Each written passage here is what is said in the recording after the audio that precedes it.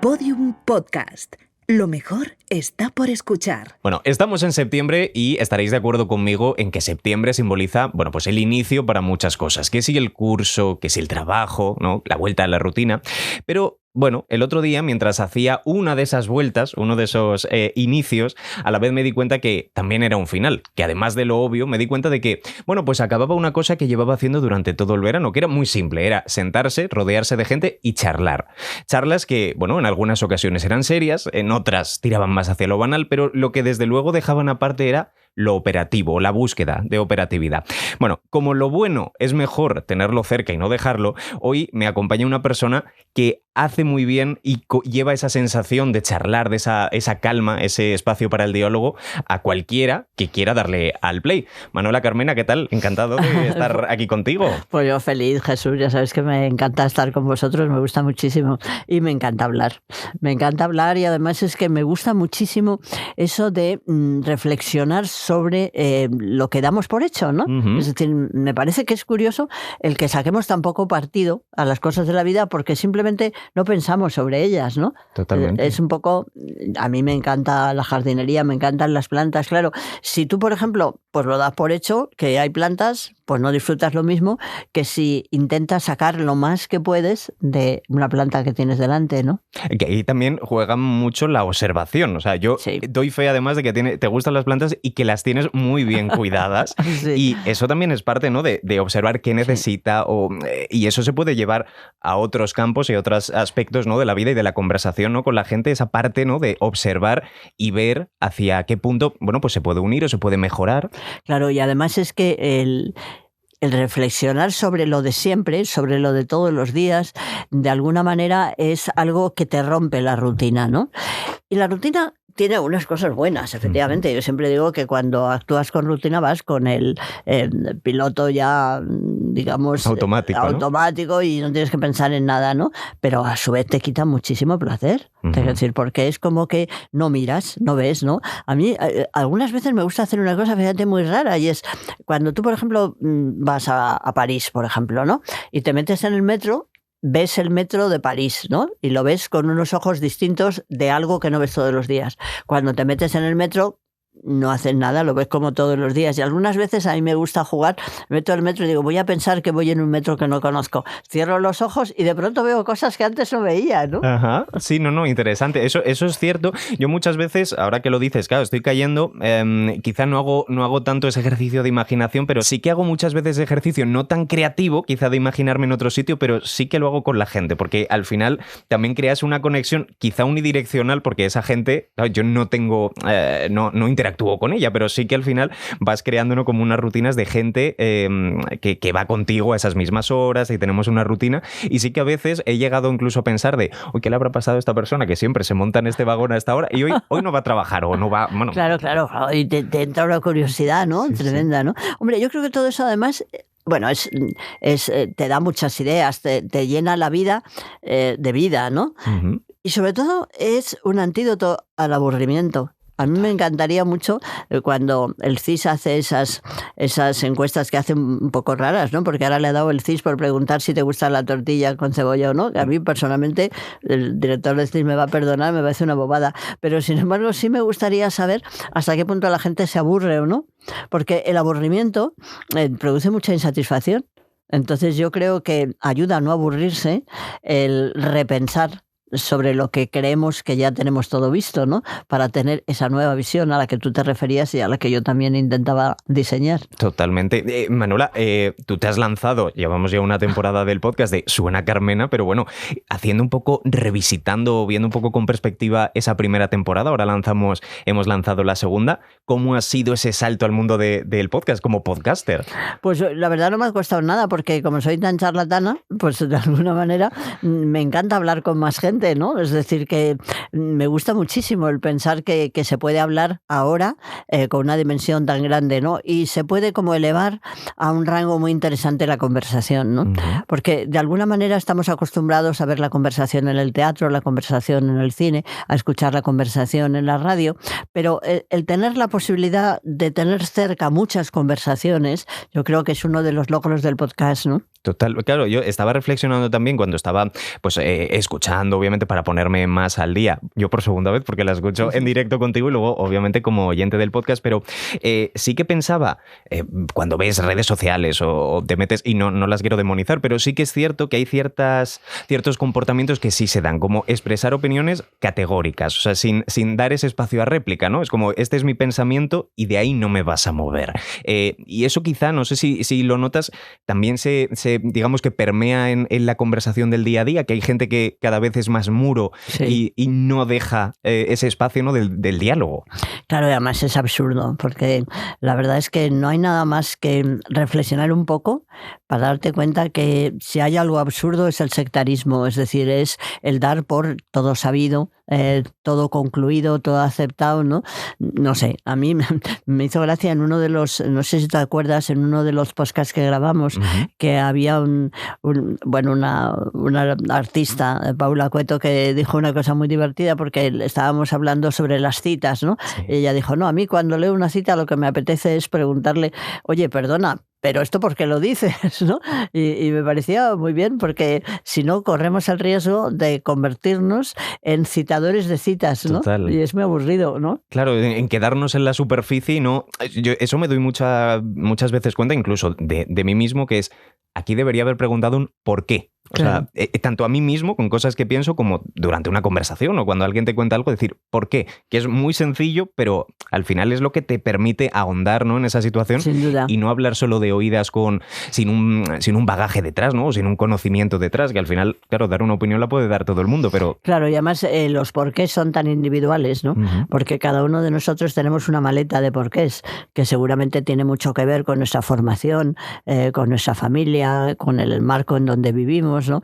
Pero los porqués nos hacen. Los porqués nos acompañan y, digamos, nos moldean, ¿no? Y por eso son tan importantes, ¿no? Y cuando alguien te dice su porqué, tú empiezas a pensar que tú probablemente, si hubieras vivido esas circunstancias, la respuesta a tu porqué sería diferente a la que tú creías que iba a ser la general, ¿no? Totalmente. Sí que también hay una cosa, nosotros en el podcast y como oyentes nos encanta, por ejemplo, escuchar diferentes opiniones, diferentes puntos de vista, pero sí que también es cierto que hay una tendencia ahora que es la de el activismo del post. Con esto quiero decir, hay una línea, digamos, entre lo que es hablar y tener una opinión sobre algo, intentar mejorarlo y quedarte en el post, y otra es la de la acción, que aquí también eres ejemplo porque no solo vas predicando, ¿no? y vas dando una opinión, sino que tú estás dentro de esas, tanto política social como en acción social, ¿no? Tienes zapatelas, tú estás muy con la calle, tú sí que tienes ese pulso de lo que ocurre. Sí. Lo que pasa es que me gusta también mucho no predicar, te quiero decir, porque cada uno es cada uno. Yo tengo un montón de amigos y amigas jubiladas que fundamentalmente lo que quieren es saber poco de mí para que no las líen nada, porque ellas ya me lo han dicho, yo no quiero hacer nada. Tú estás como loca haciendo cosas y no quiero hacer nada. Nos hemos jubilado para no hacer nada, no queremos que nos líes, Manuela. Es decir, que yo respeto mucho, yo no predico. A mí me gusta mucho hacer cosas, pero entiendo que a la gente pues no le apetezca hacerlas y ya está. Y yo creo que eso es importante porque ser un predicador es una pesadez. Yo lo único que digo, oye, yo me lo paso bien con esto y lo cuento por si a alguien le apetece, no sé. Pero bueno, yo creo que eso está bien, ¿no? Porque a su vez también tú vas como dando opiniones que también pueden ser útiles, porque hay veces que las cosas están tan asumidas. Por ejemplo, no sé si te acuerdas el día que hablamos en el podcast, el día que hablamos de comer, ¿no? Sí.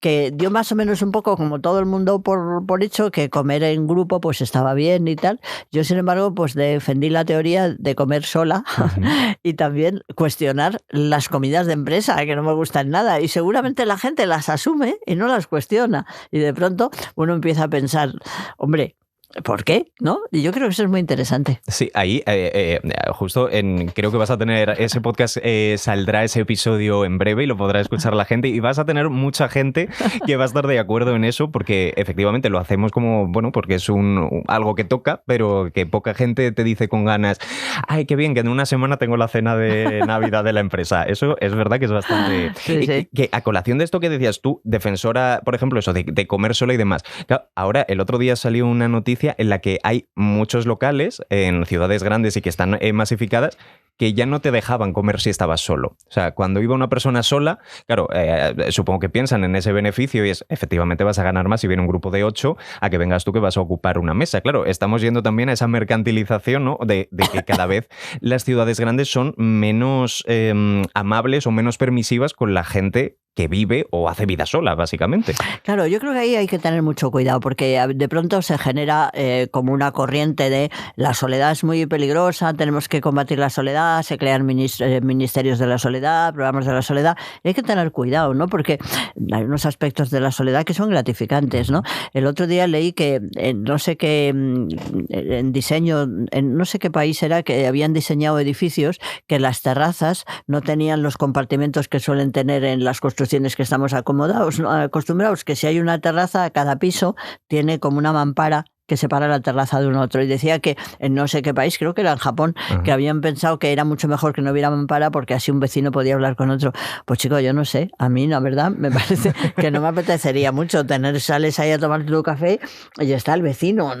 A mí me gusta hablar, pero también me gusta tomarme un café sola, ¿no? Claro, o sea, esos espacios sí que son muy necesarios para ti mismo, ¿no? De pensar claro, un poco lo que quieras, básicamente. Claro. ¿En qué momento, Manuela, tú dirías esta es la línea, aquí ya no se puede debatir más, no se puede hablar con esta persona? O sea, digamos, ¿cuál es la línea roja que te dice aquí no hay espacio para la conversación? Pues yo creo que quizás la línea roja está en un problema, casi te diría, psíquico, ¿no? Yo creo que cualquier persona con una vida sana no tiene límite alguno de la conversación y se puede hablar de todo. Pero no todos estamos sanos, ¿no? Yo creo que hay veces que en nuestras mentes hay algo que no funciona, ¿no? Entonces yo creo que cuando hay alguien que tiene tendencias psicopáticas, para entendernos, tiene tal dificultad esas personas para entender el valor del otro, que es posible que sean los momentos donde la conversación es más difícil, pero estaríamos hablando en lo que yo creo que son las psicopatías, que cada día vamos a ir dando pasos más a entender que son anormalidades, o por lo menos la oposición de una vida no sana, ¿no? Yo creo que ese es el límite, ¿no? Porque si no hay ese límite, es que me parece que la interrelación con el otro siempre tiene una oportunidad y una posibilidad, salvo en esos supuestos. Sí. Mira, venía en el periódico El País el otro día, venía un artículo muy interesante sobre la psicopatía de algún tipo de dictadores y todas esas cosas, ¿no? Y venía muy bonito unas cartas que yo no sabía que le había escrito ay por Dios, Gandhi, que se le había escrito Gandhi a Hitler, ¿no? Cuando la guerra, ¿no? Y en la primera carta le decía, hombre, no sabe usted los beneficios que se pueden conseguir en una sociedad renunciando a la violencia y entonces pues parece ser que claro, Hitler no había contestado. Entonces quiero decir, probablemente Hitler o esas personas que la estructura mental ya está completamente rota y no tienen capacidad ninguna de entender al otro como una imagen o un espejo o un otro yo, pues probablemente ese es el límite, pero mientras que no eso, no hay límite. Uno de los programas de los episodios del podcast de Suena Carmena esta temporada lo vamos a dedicar a votar también y salía una cuestión muy interesante, ¿no? En la que es... ¿crees que votamos más en contra que por a la hora de, bueno, eso de ejercer nuestro voto, que es más de, bueno, yo también querría un coche como el tuyo, pero prefiero que el tuyo se estropee el coche y aunque no lo tenga yo? Sí, yo creo que eso es como, digamos, la sombra de la luz de la votación. La votación siempre está planteada, yo apoyo a esto, yo me inclino por esto, y cuando decimos apoyo a esto, me inclino por esto, nos parece que eso es algo bueno. Pero eso es la luz de la votación. La sombra, ¿cuál es? Como no sé lo que es bueno, solamente lo que hago es rechazar lo malo, ¿no? El mundo de sombras no es lo mejor. Yo creo que es mejor el mundo de las luces, ¿no? A mí me parece que, haciendo una referencia a lo maravilloso que significó en la historia del ser humano el siglo de las luces, pues yo creo que tenemos que seguir insistiendo en las luces en la votación y no en las sombras. Total. Sí que hay una cosa en política y has estado muchísimos años dedicándote, ¿no?, a la judicatura como jueza, como abogada, y luego en casi 30 años ha sido la primera persona que bueno, le ha arrebatado, ¿no?, ese ayuntamiento de Madrid al PP. Y no sé si estarás de acuerdo conmigo, pero en la política pasa algo como en los guiones, que se crean arquetipos muy claros para identificar, digamos, cuando aparece quién es el bueno, quién es el malo, o quién es una persona simpática, quién es una persona, digamos, más arisca. Y eso sí que es algo que en la política ha permeado muy bien luego en la sociedad, para que efectivamente ese tú a tú, ese votar a la persona, no a las políticas, también, bueno, pues vaya fluctuando, y en las votaciones creo que se da cuenta, porque sería lo único que explicaría por qué aparecen, digamos, esas políticas votadas. Claro, yo creo que muchas veces las personas cuando defienden un programa o defienden las siglas de un partido o pretenden acceder a un puesto político, pues no saben explicar o por lo que sea, no se habla bien de la transformación que se va a llevar a cabo en la realidad a la que uno parece que se quiere dedicar. Entonces queda mucho más la actitud y se vota más por actitudes y por tanto por gestos, que por lo que en el fondo esperemos que era la transformación que queríamos conseguir. Probablemente porque no vemos claro cómo se transforma, ni siquiera valoramos bien las transformaciones y pensamos mucho más en las actitudes. Y tiene una lógica, ¿no? Porque las actitudes también nos producen mucha satisfacción, ¿no? Nos identifican con la persona que creemos que nos gusta su comportamiento, sus gestos, sus palabras, ¿no? Bueno, yo creo que es muy importante el que no olvidemos que no solamente puede haber gestos y palabras, sino que tiene que haber acciones, ¿no? Yo creo muchísimo en la gestión, en cualquiera, ¿no? La gestión de tu casa, la gestión de tu empresa, la gestión de la pandilla. La gestión es un elemento clarísimo, porque es lo que te permite hacer que tus ideas lleguen a buen fin, ¿no? En todo, ya te digo, hasta la cosa pequeña de que tenemos una pandilla de bicicleta, ¿vale? ¿Pues dónde vamos? Pues si nos pasamos todo el tiempo diciendo dónde vamos, pero nunca acabamos yendo, pues es una frustración. Y yo creo que eso muchas veces pasa con el voto político. Sí que estaba pensando antes. ¿Crees además que hay como una especie de, cuando se lleva a la calle, ya no hablo de política, sino en la calle, una especie de verticalidad a la hora de hablar? Porque uno de los programas que también podremos escuchar esta temporada es precisamente eso, hablar. Y ponías un ejemplo que me parece muy interesante, que es cómo la infantilización se aparece en mujeres, en niños y en personas mayores, ¿no? Ponías el ejemplo además de la peluquería, que te decían, le quito las gafitas y ese tipo de cosas, ¿no? Que también... Sí, claro. Es muy importante porque la conversación es un instrumento de relación en el que tú ves inmediatamente cómo te considera el otro, ¿no? Fíjate que una cosa muy vulgar, ¿no? Pero hay una serie Después de comer que está teniendo mucho éxito, que se llama La promesa, en la que es un poco lo de arriba y abajo, se ve el mundo de los criados y el mundo de los señores a principios del siglo, ¿no? Y es bastante interesante porque ves cómo cuando una persona que se cree superior habla con alguien que se cree inferior, emplea un término que en el fondo es la expresión del desprecio, ¿no? Y yo creo que en el fondo, pues eso se traduce cuando a los mayores se nos trata pues como si fuéramos niños, y a los niños se les trata como si fueran un poquito tontos. Quiero decir que es curioso eso, ¿no? Porque a lo mejor no hemos llegado a entender bien lo que es un niño, ¿no? Me parece que todavía seguimos pensando demasiado en que es necesario que no sepa muchas cosas, esas cosas que se decía antes a un niño, pero no preguntes tanto, ¿no? Cuando dices, pero si la maravilla de un niño es que ese sí que es un podcast permanente, porque te está cuestionando todo el tiempo todo. Mira, el otro día con mi nieta pequeña me hizo mucha gracia, llegamos al lavabo y yo tengo un poco suelto el grifo del lavabo y me dice, ¿por qué está suelto el lavabo? Digo, pues porque se ha estropeado. Dice, ¿por qué se estropean las cosas? Entonces, imagínate qué bonito, ¿no? Es decir, te hace pensar que por qué se estropean las cosas, ¿no?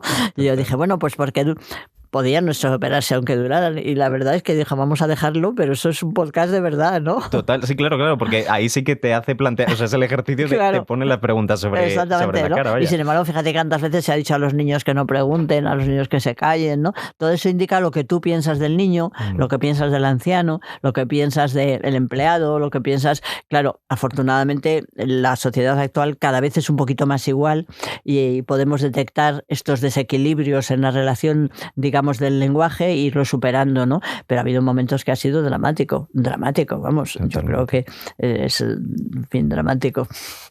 Vamos a hablar de los tópicos porque es una de las cosas que se hacen en Suena Carmena. ¿Cuáles son los tópicos que más rabia te ha dado o que más gusto te ha dado desmentir o poder trabajar en ellos? Bueno, pues mira, hay muchos tópicos de estos, de cosas de estas, el que te quiere te hará sufrir, o cosas de estas que son peligrosísimos. Esos tópicos son absolutamente venenosos, ¿no? Pero cosas de este tipo, ¿no? O, no sé, algunas veces los tópicos se encierran en mensajes, se encierran en refranes, y quieras que no, pues están ahí y también tocan, ¿no? Pero yo creo que sobre todo hay una cantidad enorme de tópicos en las relaciones personales, ¿no? Es decir, pues lo más importante en las relaciones personales es la sinceridad. ¿Por qué? Es decir, ¿por qué uno no puede tener un ámbito de privacidad, en relación con la otra persona, aunque sea tu pareja? ¿Por qué la sinceridad es tan importante? Es un tópico, ¿no? Para mucha gente será importantísimo, pero planteámoslo como tópico, ¿no? ¿Por qué uno no puede tener algo que sea solamente de uno? Totalmente. ¿No? Claro, sí, esa parcela igual que la tenemos en otros ámbitos, claro, porque ¿por qué no? hay que y sin embargo, todo. Bueno, es que yo la sinceridad, mira, yo cualquier cosa, pero la sinceridad, sí, seguro. ¿Por qué? ¿Sabes? A eso me refiero. Justo, un ejemplo, eso seguro que vamos, llega hondo. Otro de los aspectos importantes es la cocina. Yo, como he dicho antes, en esto también puedo dar fe porque he estado en tu casa, he visto además, no solo he probado la comida, sino que he visto cómo la preparabas, he tenido con los compañeros de Podium ese gusto y... Sí que quizá para ti también es uno de los lugares, ¿no? Esas parcelas donde estás tú haciendo pues, cosas que puedes hacer más o menos mecánicas, pero en tus pensamientos, ¿no? Como que también es un espacio para ti donde dices, bueno, aquí me dedico a mí. Sí, es verdad, estás muy cómodo y además es muy gracioso porque es un espacio en el que lo puedes incluir mucho con que estás oyendo música, estás oyendo la radio, ¿no?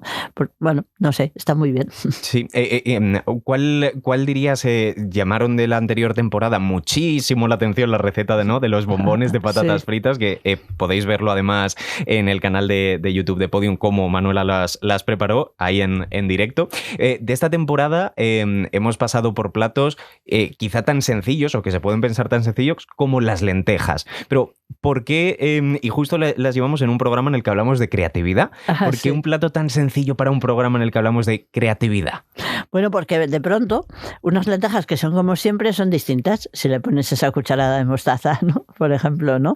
Pero yo en esta segunda parte creo que uno de los productos que a mí me gustaría mucho trabajar y que se divulgara más es el gazpacho de sandía, porque la verdad es que yo veo que a los niños les encanta el gazpacho de sandía, que a lo mejor el gazpacho normal si tiene pepino y eso le sale muy duro, ¿no? Y a mí me parece que es una comida como tan sana para la gente joven que me encantaría que hubiera muchos puestos en la calle de gazpachos de sandía. Pues sería estupendo porque es muy refrescante y está muy bueno. Está muy bueno y fíjate, comes fruta y comes verdura. Es decir, y está riquísimo. Y no comes nada, en fin, es buenísimo.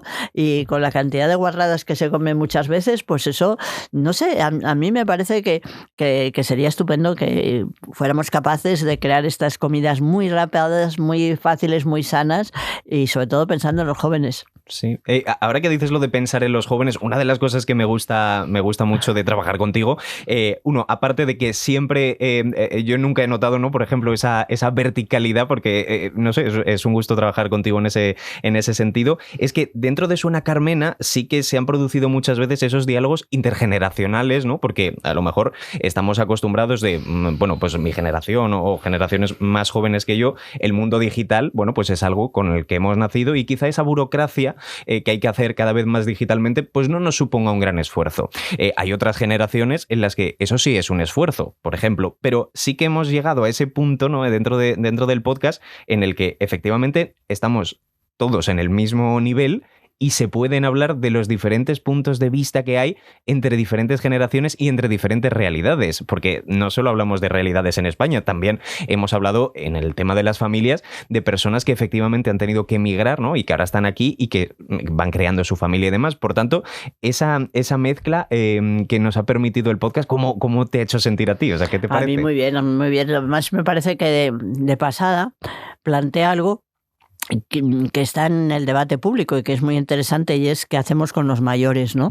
Es decir, ¿qué puesto tenemos los mayores? El otro día en el programa de Ángeles Barceló se estaba planteando sobre si había que poner un límite para los cargos políticos, un límite de edad, ¿no? Porque decían, bueno, pues que Biden se ve que a veces pues que no está muy rápido, Nancy Pelosi tiene 84 años, y se criticaba eso en el sentido de decir, claro, es que estas personas tan mayores no pueden representar bien los intereses de una sociedad, de lo cual ellos ya son una parte nada más y tal y cual.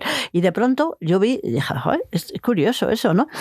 Que nadie plantee, por ejemplo, pues que no pasa nada si una persona mayor de pronto pues no está tan ágil en la conversación como otro, ¿no? A cambio de eso, a lo mejor tiene unas experiencias que son interesantísimas, ¿no?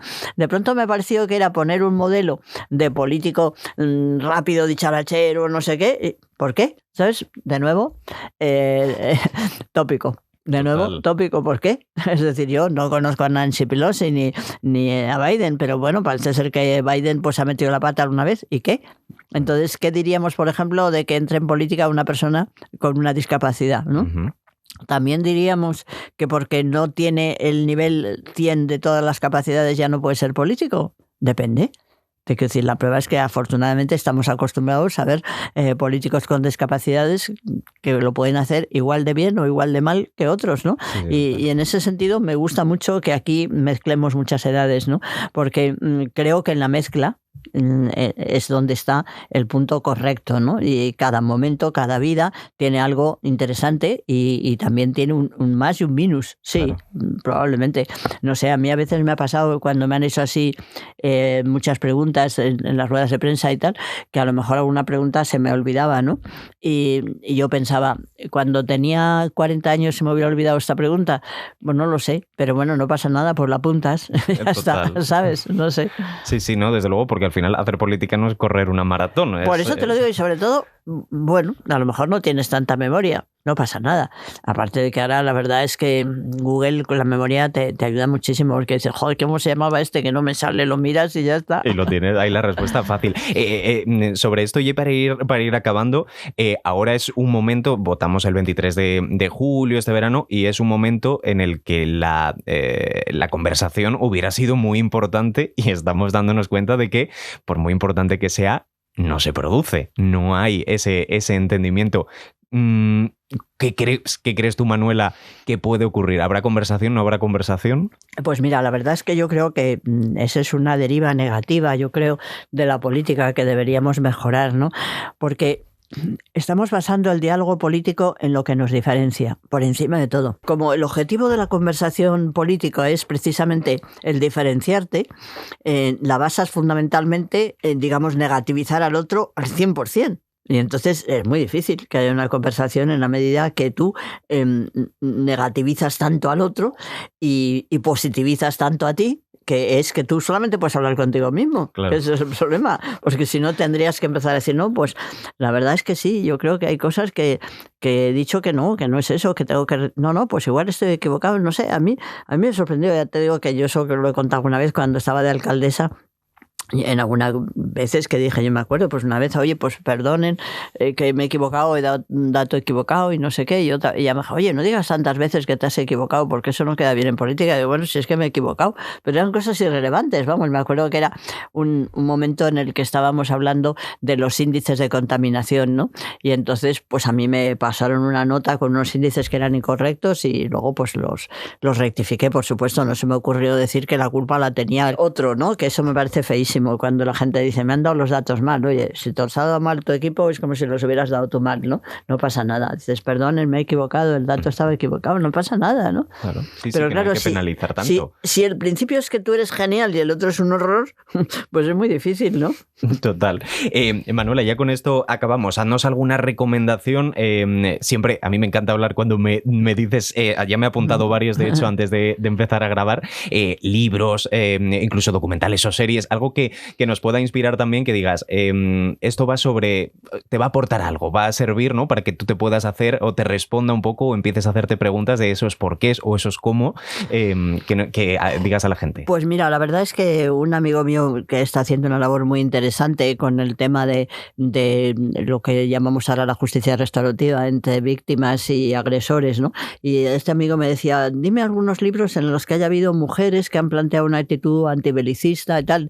Dijo, porque a mí me sale enseguida Gandhi, me sale enseguida Mandela, pero mujeres... Dije, hombre, pues mira, hay un libro que ha publicado ahora en la editorial Renacimiento, que es muy bonito porque es un libro de Concepción Arenal sobre las guerras carlistas, donde ella se sitúa absolutamente en una situación de rechazo absolutamente a la guerra. Ella dice unas cosas fantásticas, dice, la guerra nunca puede ser legítima, nunca, nunca, nunca, ¿no? Es muy interesante, pero hay un libro de un vasco que se llama algo así como En tiempo de los delfines o algo así, que es un libro interesantísimo. Es un vasco que va a Nueva York a hacer una investigación sobre una feminista y sobre todo antibelicista que tuvo una actitud muy destacada intentando evitar la guerra del 14, que se llama Rosika Schwimmer, algo así, que es una austríaca. Y entonces el libro es algo así como La vida de los delfines, ¿no? Y es un libro delicioso, cortito, en el que mezcla cosas súper modernas de la vida de un escritor en Estados Unidos junto con la vida de una señora que yo no conocía hasta que no leí este libro, que fue una antibelicista increíble, ¿no? Y está bien, ¿no? Porque no se nos olvide que estamos viviendo una guerra a la que nos estamos acostumbrando, ¿no? Es El año de los delfines, sí, por si se apuntan justo ahí el año de los delfines. ¿Sabes cuál es el libro? Me lo acaban de chivar, pues que no estoy bien rápida. Es fantástico. Bueno, te digo, a mí me parece que en este momento debemos volver a recordar que las guerras son inadmisibles. Y además, mira, ahora mismo tenemos situación, digamos, tecnológica tan compleja y tan buena que podríamos, hasta los enfados horribles que llevan a las guerras, resolverlo de otras maneras. A lo mejor apagándoles la luz siempre a los de enfrente o cosas de ese tipo. Si no va de hacernos faenas, pero por Dios, no matarnos. Entonces llega un momento y, bueno, fíjate, bueno, me acuerdo también, María Montessori es la que empieza la educación para la paz, pero y te seguiría diciendo muchas mujeres que han tenido una actitud antibelicista. Y en este momento hay que ser antibelicista. Oí a Zapatero el otro día, estuve en un foro en Brasil este verano, muy interesante sobre las últimas cuestiones de la democracia, y me gustó mucho oír a Zapatero diciendo, tenemos que acostumbrarnos a cuestionar la guerra al primer ministro Zapatero, ¿no? Y la verdad es que yo creo que sí, se nos ha olvidado, nos estamos acostumbrando. ¿Cuánto tiempo llega la guerra de Ucrania? ¿Cuántas personas han matado? ¿Y ahora qué está pasando con Armenia? Y digamos, de nuevo han bombardeado una ciudad de Armenia, ¿no? Y nos quedamos tan tranquilos, ¿no? No puede ser. Totalmente. Pues en reflexiones así como estas y muchísimas más, Manuela Carmena, mil gracias por haberme acompañado hoy. Y ya sabéis, todos los martes suena Carmena, lo tenéis en podiumpodcast.com y en abierto en todas las plataformas.